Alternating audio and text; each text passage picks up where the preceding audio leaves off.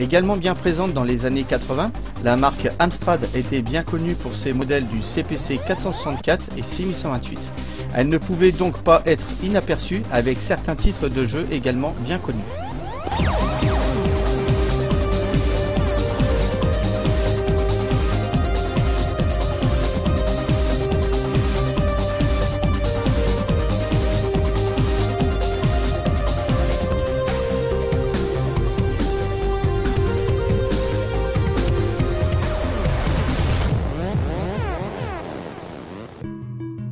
Donc aujourd'hui, concernant l'Amstrad, enfin les Amstrad CPC, cela a été mon second ordinateur que j'ai pu connaître dans les années 80, après l'Excelson dont je vous ai déjà parlé.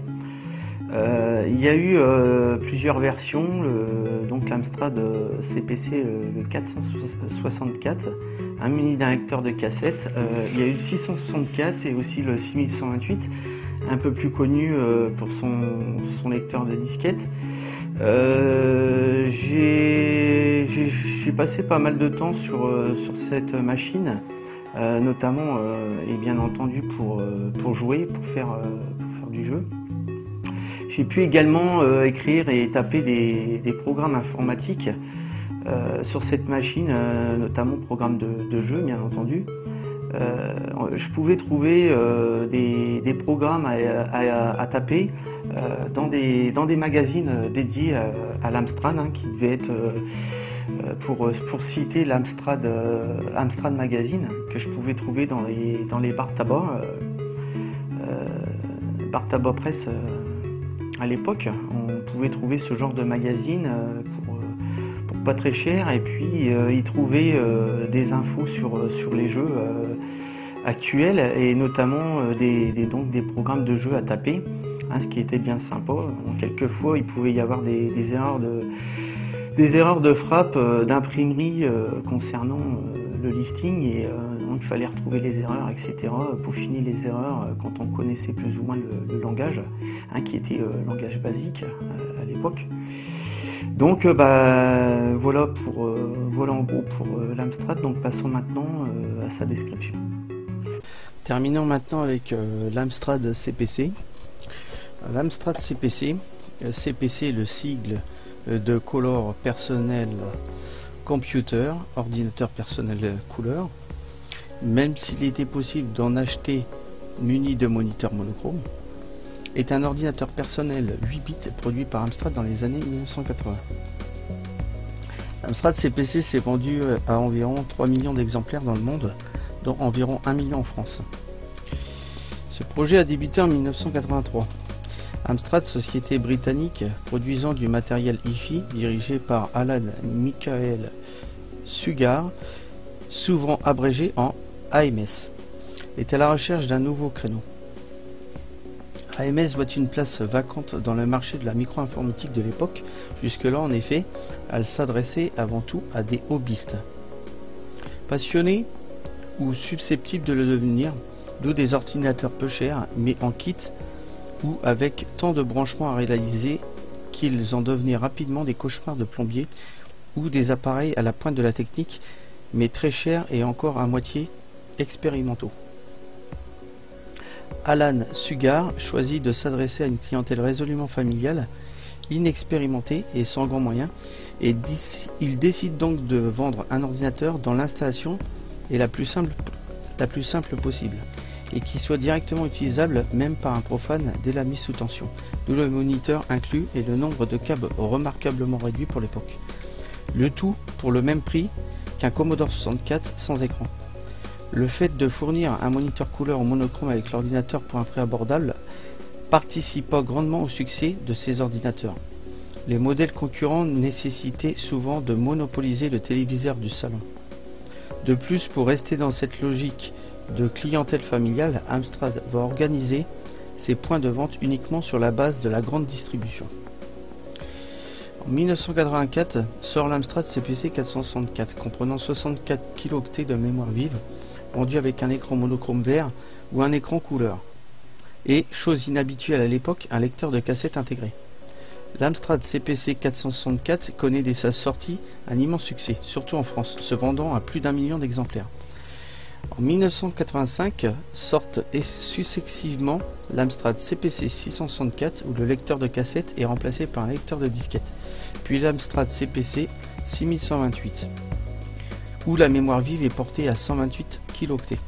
En 1990, voyant les ventes de ces CPC décliner, Amstrad tenta de répondre sur le marché avec une version plus évoluée du CPC, le CPC+.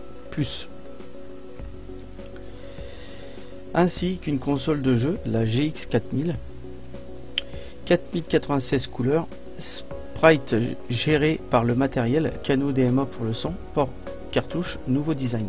Ces machines n'avaient cependant plus assez d'atouts face aux Amiga de Commodore et autres 520 ST d'Atari de l'époque ou de la Mega Drive. La gamme CPC+ et GX 4000 disparut rapidement des rayons. Ces machines sont toutes équipées d'un processeur Zilog Z80 à 4 MHz. Sauf les CPC+, qui possédaient un Z80 à 4,4444 MHz, mais qui n'apportait aucun gain de vitesse. Cette augmentation de fréquence servait pour les possibilités supplémentaires implantées dans le CPC+.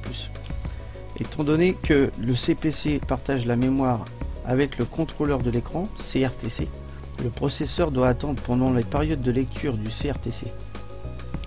Si l'on tient compte de ce problème, la vitesse du processeur peut être estimée à seulement 3,3 MHz. L'Amstrad CPC est équipé d'un générateur de son programmable ou processeur sonore l'AY3 8910 fabriqué par General Instrument qui permet de décharger le Z80 de la gestion du son. Ce processeur 8 bits permet de créer des sons sur 3 voies et possède une sonorité caractéristique des machines de l'époque. Il équipe également le ZX Spectrum, le MSX et l'Auric.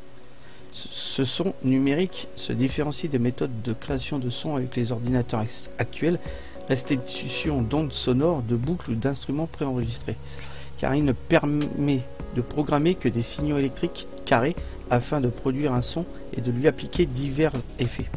Le résultat est un son purement électronique appelé chiptune. Les Amstrad CPC originaux. Le premier chiffre dans le nom des CPC indique le chiffre du système de stockage. 4 pour un stockage sur cassette, 6 pour un stockage sur disquette 3 pouces. Les chiffres suivants indiquent la quantité de RAM. Amstrad CPC 464 ou Arnold 1, lecteur de cassette 64 kilooctets de RAM. Amstrad CPC 472, Arnold 1, lecteur de cassette 72 kilooctets de RAM, modèle spécifique à l'Espagne. L'Amstrad CPC 664, Arnold 2, lecteur de disquette, 64 kilooctets de RAM. L'Amstrad CPC 6128 ou Arnold 3 puis 4, lecteur de disquette, 128 kilooctets de RAM, dont 64 kilooctets de mémoire paginée. L'Amstrad CPC 464 plus Arnold 5, lecteur de cassette et port cartouche, 64 kilooctets de RAM. L'Amstrad CPC 6128 plus Arnold 5, lecteur de disquette et port cartouche, 128 kilooctets de RAM. Enfin, la GX 4000 Arnold 5, une console de jeu basée sur le hardware du CPC+. L'Arnold 4 est d'aspect extérieur identique au CPC 6128 classique, mais était beaucoup moins cher à produire avec un circuit imprimé et un ASIC qui réduisait de façon considérablement la taille de la carte mère et le nombre de puces. Si vous ouvrez un CPC 6128 et que la carte occupe tout l'espace, alors vous avez un des originaux. Si quand vous l'ouvrez la carte n'occupe environ que les 2/3 de l'espace disponible avec beaucoup de vide autour, vous avez un Arnold 4. Le CPC 472 est un modèle assez spécial sorti uniquement en Espagne.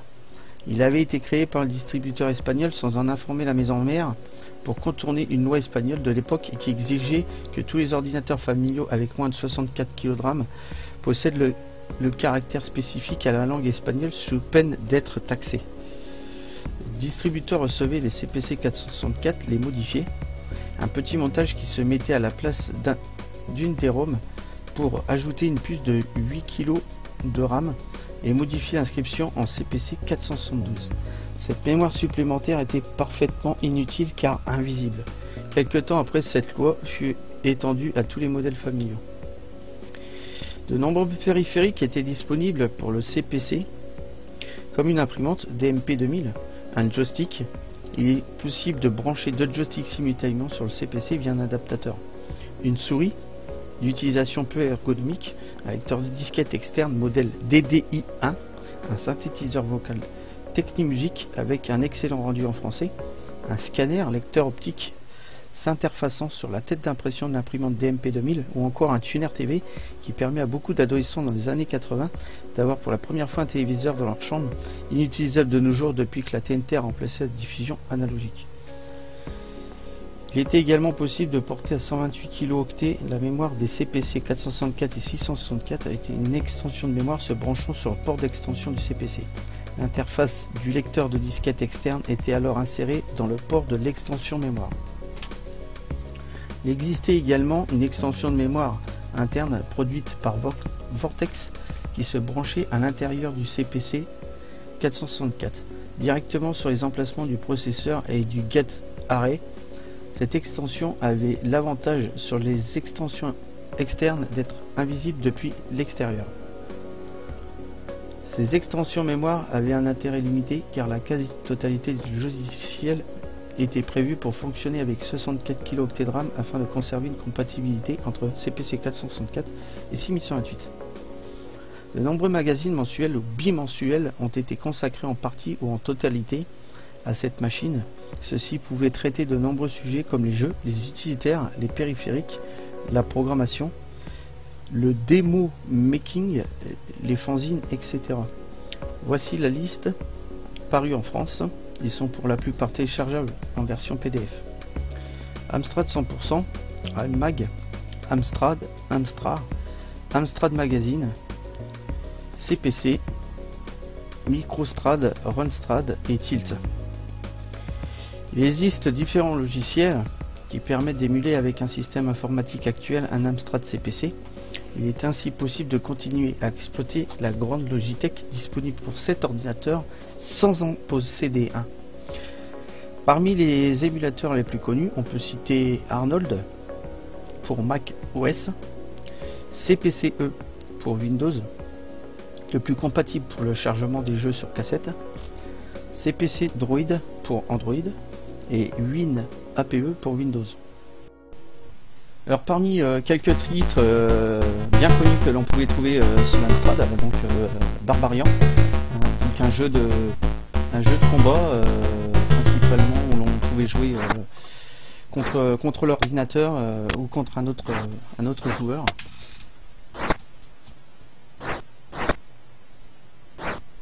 Donc également Au revoir Monty, une petite taupe sur un jeu d'arcade, se baladant dans différents endroits, différentes villes, pour ceux qui connaissent.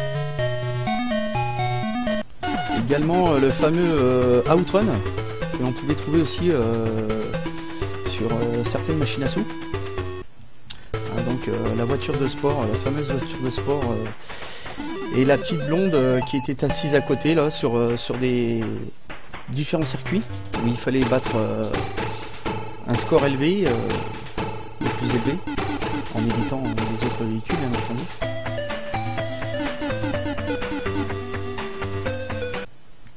Et puis Commando, bien connu aussi des machines à sous. Donc un petit soldat parcourant le désert entre les palmiers et les autres soldats adverses. Des nombreux tirs et nombreuses grenades également. Bien sympa aussi.